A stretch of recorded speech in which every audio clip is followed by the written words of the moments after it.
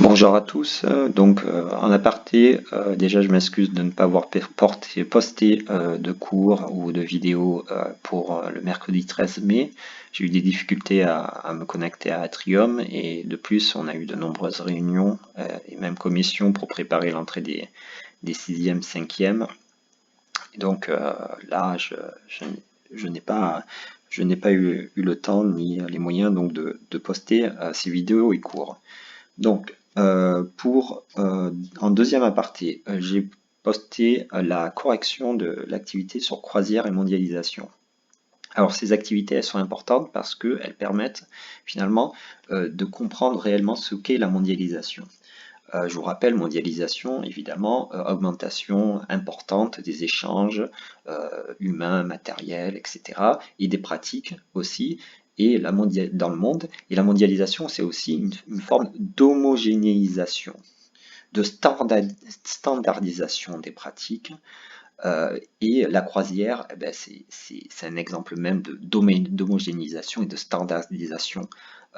La croisière était une pratique essentiellement occidentale tout au long du XXe siècle. Et bien maintenant, il y a des Asiatiques qui se mettent à la croisière de façon massive. Ça transforme la pratique de la croisière, évidemment, mais c'est une forme de mondialisation aussi.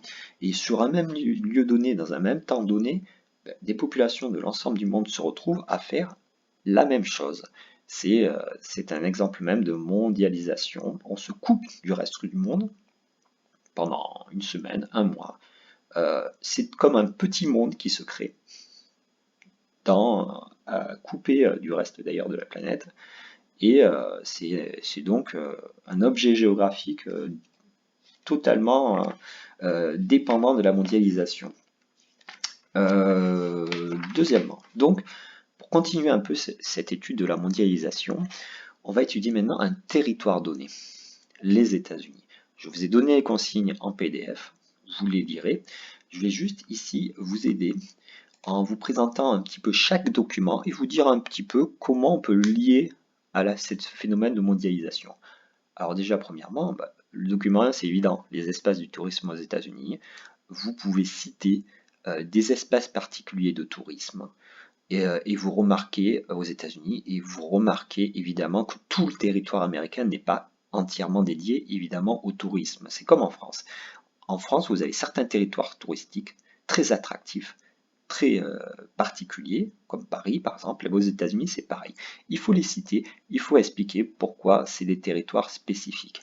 Alors, vous avez notamment la Floride. Alors la Floride, c'est l'exemple même, on peut tout y faire là. Il y a une variété de pratiques touristiques très importantes. C'est un territoire qui a été entièrement transformé pour attirer le maximum de touristes.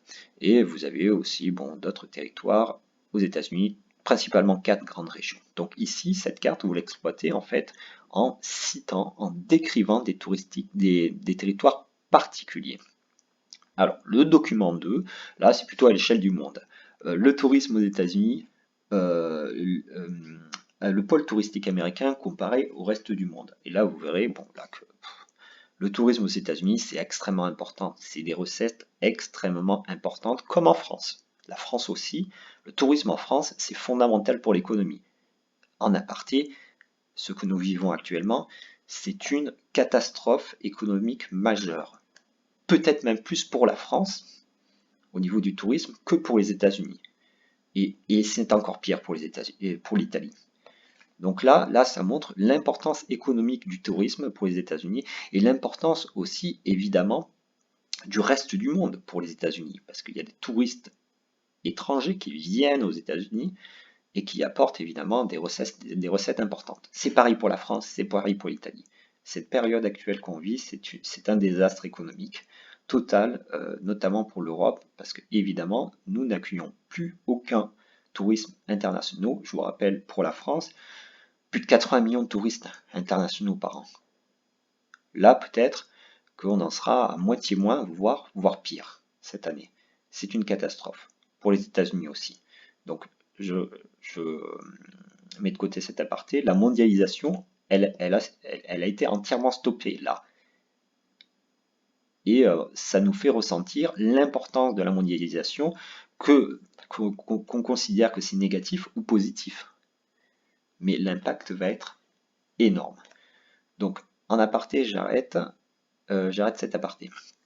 Alors, les autres documents, eh bien, c'est pour montrer la variété extrême du tourisme aux États-Unis. La pratique touristique n'est pas en réalité si homogène que cela. Il y a des pratiques extrêmement diverses. Alors, évidemment, Las Vegas, capitale mondiale du jeu, donc ça, c'est une pratique ludique et notamment du jeu. Vous avez aussi une variété importante de pratiques sportives, notamment ici, vous avez, comme en France, des stations de ski, évidemment. Alors, et ce document 4, il y a une erreur. Là, le titre, c'est pas des recettes importantes, c'est un territoire mythique. Il est différent du manuel. Là, ce document, c'est montré aussi que le territoire américain, en fait, il déclenche pour l'ensemble du monde des images. Il déclenche des images qui peuvent être positives. Quand on parle de territoire américain, de l'Amérique, on a l'imaginaire de l'Ouest américain, du Far West par exemple. On a un imaginaire particulier qui s'est construit évidemment par les films, par la mondialisation de la culture américaine, par ce qu'on appelle le soft power, c'est-à-dire l'influence qu'a la culture américaine sur le reste du monde, ça vous le savez, hein. Et ça, c'est un atout énorme pour les États-Unis. Les États-Unis déclenchent tout un imaginaire. Quand on va à New York, eh bien, avec les films et séries américaines, eh bien, on a des attentes particulières. En tout cas, on se projette. C'est quelque chose qui peut faire rêver. Donc là, évidemment, pour la mondialisation du tourisme, c'est parfait ça, pour attirer des touristes du reste du monde. Donc, ce document est important pour montrer cela. C'est pareil pour la France. La France, notamment pour les Asiatiques, ça déclenche tout un imaginaire, Paris notamment, tout un imaginaire particulier. C'est la ville de l'amour, c'est voilà, etc. Versailles, bon, je ne vous fais pas un dessin. D'ailleurs, malheureusement, beaucoup de touristes asiatiques, quand ils arrivent à Paris, sont déçus. Bon. C'est pas forcément ce qu'ils attendaient. Parfois même, ils sont totalement dépressifs. Mais évidemment, les États-Unis, mondialisation du tourisme, parce que l'ensemble du monde partage un imaginaire sur les États-Unis.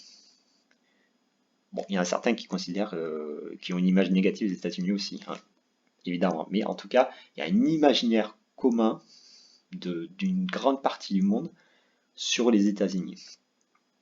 Alors, on termine. Alors, les derniers documents, c'est pour montrer l'impact que peut avoir l'Amérique, le tourisme américain, sur le reste du monde aussi.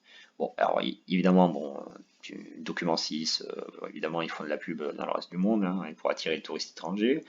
Airbnb. Bon, là, c'est clair, hein, je ne vais pas vous refaire toujours le même cours lié à Airbnb. Vous le savez, hein, cet acteur donc, de la location qui transforme les territoires dans le monde, puisque vous savez que de plus en plus, des personnes louent non plus à l'année leur logement, mais aux touristes. Et donc, je ne vous refais pas l'exemple de Barcelone, je ne vous refais pas l'exemple de Paris. Ces acteurs touristiques américains, finalement, ils tendent aussi, dans certains quartiers du reste du monde, à totalement exclure les populations, les populations locales, parce que finalement, les propriétaires ne louent plus à l'année, mais ils louent à des touristes. Il y a des quartiers entiers, par exemple, de Barcelone, qui sont vidés de leur population. Ce ne sont plus que des locations Airbnb. Voilà. Là, donc, ce tourisme américain, finalement, influence aussi les territoires du reste du monde. Vous avez évidemment le parc Disneyland, les parcs Disneyland, homogénéisation, bon, vous essayerez de vous y retrouver, hein, homogénéisation des pratiques dans le monde, hop, hop, hop. Les Bahamas, les chiffres du tourisme évidemment, bon, des millions de touristes qui vont dans le reste du monde.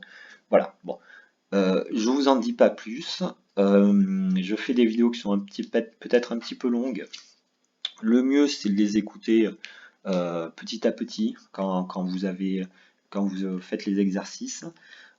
Essayez de me contacter quand même sur Pronote. Généralement, j'y ai accès assez facilement si vous avez des difficultés. Et je vais faire aussi probablement une vidéo de correction. Mais ce qui est important dans cette période, c'est vraiment d'étudier des notions particulières, de continuer à travailler. C'est pas grave si c'est pas parfait. J'ai de moins en moins de temps, désolé pour étant pris par d'autres fonctions de, de regarder tous vos travaux et de tous les corriger, mais vous pouvez me les envoyer pour que j'y jette quand même un coup d'œil. Donc, contactez-moi sur Pronote si vous avez des difficultés. Merci.